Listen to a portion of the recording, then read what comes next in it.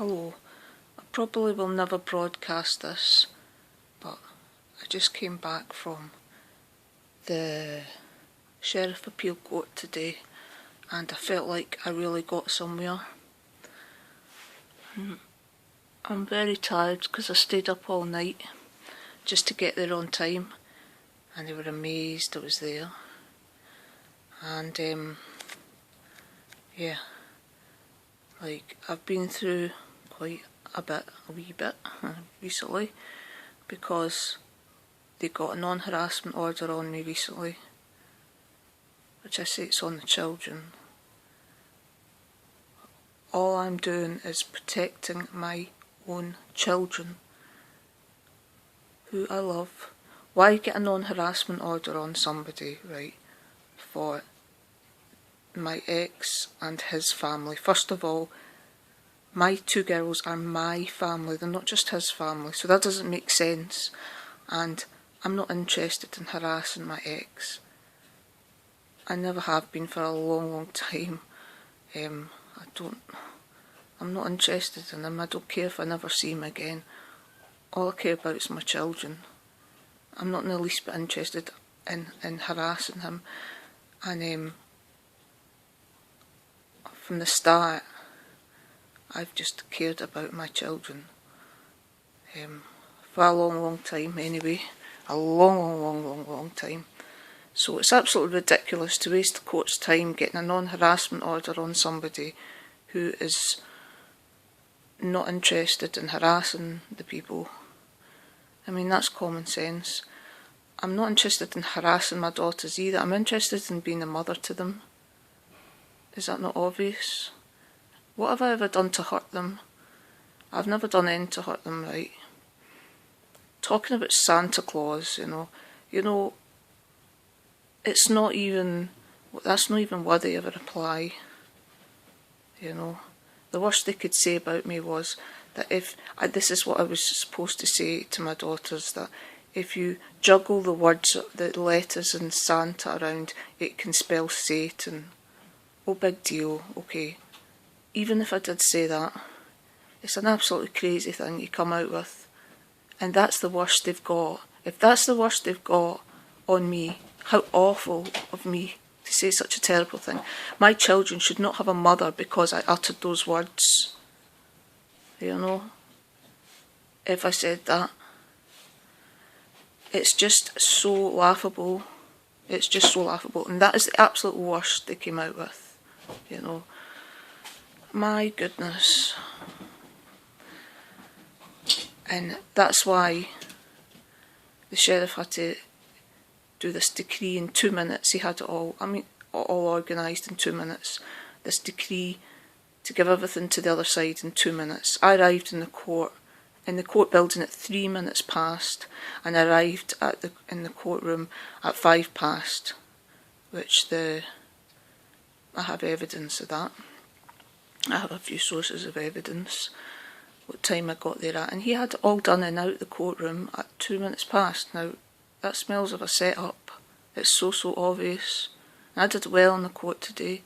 I don't know, it just seemed like some kind of turnaround, like people believed me, or, you know, there's evidence that that I breached that non-harassment order there. You know, they know what I'm facing. They know I'm facing a criminal trial, you know, which is, in a big way, it's a relief to me to have this case in a criminal court where people are allowed in, where press are allowed in.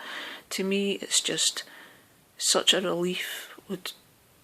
To anybody not going through the family courts, it wouldn't be a relief, it would be terrible, but to me it's a relief because I've been haunted and tormented by these horrible panels and these horrible family courts for a long time. Panels are worse than anything, they're just an absolute nightmare. I've no respect for these panel members whatsoever. It's just a bullying session. So the last time I was in that panel, I just walked out. I wouldn't even let the social worker finish what they were saying. As soon as she started talking, and I'm not going to sit there and let myself be slandered. I'm just not going to do it, because no, it's all, these people are not going to bully me anymore. They're done bullying me, because I say so, yeah.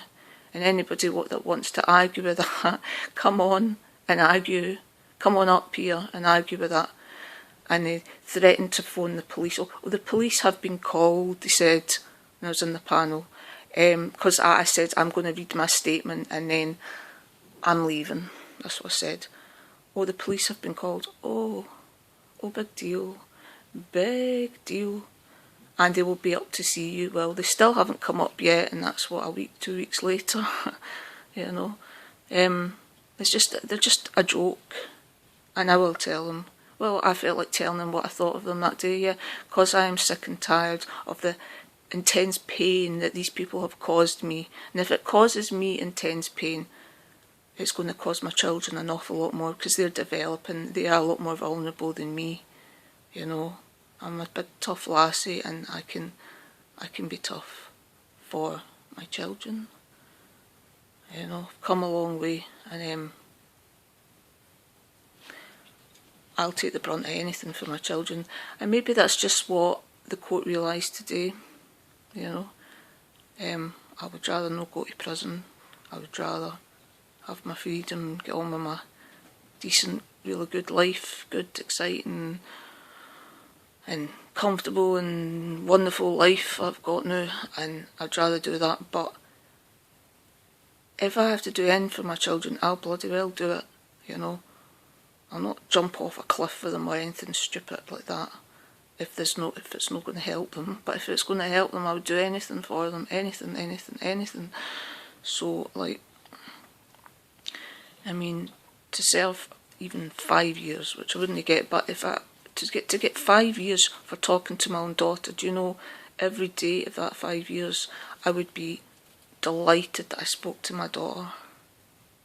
Okay, that is what's called a mother's love, and I'm no different for any other mother, but most mothers would feel the same.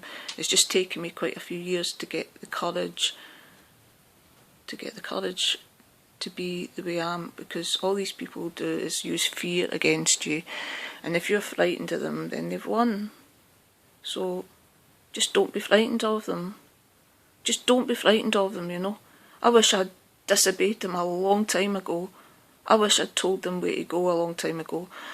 But there's no point in wishing anything, actually, anything about the past. There's no point. So anyway, today was a turnaround in that court. I felt it. I just felt it. You know, there's a lot of times these days I feel really, really powerful. I feel really powerful. I feel I've got a lot of respect from people all around about me. My neighbours, my friends.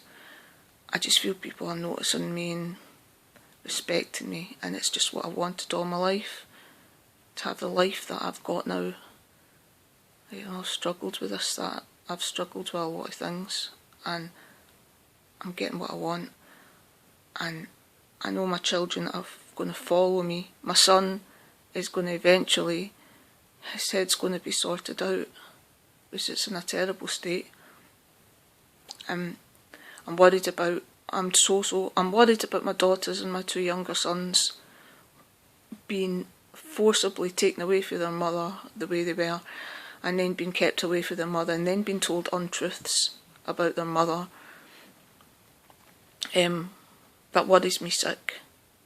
I miss them so much. They're my flesh and blood, my babies, and, you know, to pick on me is to pick on them, because it doesn't matter where they are or how long they've been kept away from me. I'm still in charge of them. I'm their mother. God gave me that right. God gave that to me, and nobody's got the right to take that away. I've got such a strong faith that nobody can take that away from me. Nobody can tell me what to believe and what not to believe. You know, nobody can do that. You know, they've just not got that power to do it. Anyway, I'm really quite amazed at the way the court went today. I just seen something really different, you know, and I seen a worried look on the opposition's lawyer's face. Well, all I want is the truth to come out. All I want is the truth to come out and the right thing for a change to be done for my children. They've suffered enough. I want them to know the truth, and then once they know the truth, then they can decide for themselves what they want to do. I have missed out on years and years.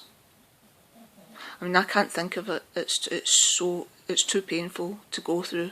But the amount of time and love that I've missed with my children is a lot. Years and years, you know.